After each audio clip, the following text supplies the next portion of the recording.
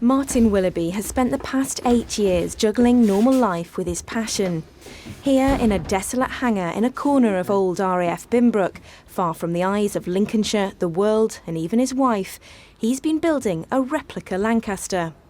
But this isn't just any old Lancaster, and the story goes much further back. Martin's father Ted was a ground engineer during the war, and the aircraft he worked on was something of a celebrity. She was called S for Sugar, and she was, it seems, the luckiest Lancaster on earth, surviving 137 sorties through the war, when the average life of a Lanc was more like 30. Crews used to beg to fly in her. But 8 days after the war ended, she was listed as non-effective equipment, destined for the scrap heap. Then, incredibly, in the late 60s, Martin's father Ted stumbled upon Sugar decaying at the gates of RAF Scampton. He spoke to the BBC at the time. I always wondered what happened to us for Sugar, and I didn't know whether she was still in the land of the living or whether she'd been broken up without thought. And on arriving there, to my absolute astonishment, it says for Sugar. And when you think that there was 7,000 of them built, it was just unbelievable. Unable to watch Sugar rotting, Ted decided to restore her with the help of 4-year-old Martin.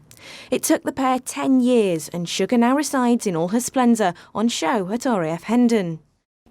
A few decades on, and Martin decided he wanted the world to experience what he'd had as a child. He wanted to build an exact replica, one that could be touched and climbed on. The road, though, has been long and bumpy. It's been extremely hard to bring this project to fruition.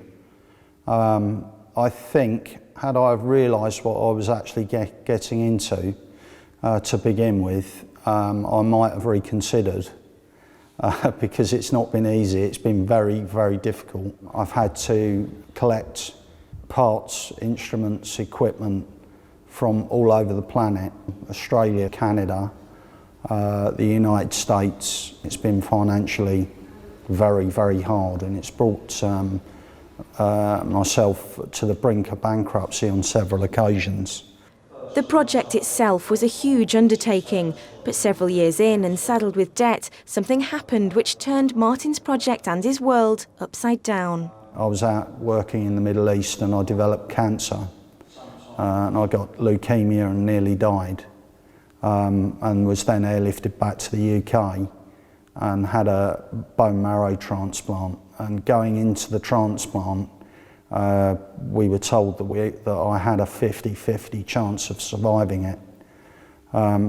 So as a family, we had to make very difficult decisions about what was going to happen with our whole lives. And part of that was this project. Were we going to continue with it, or if I didn't make it through the treatment or not?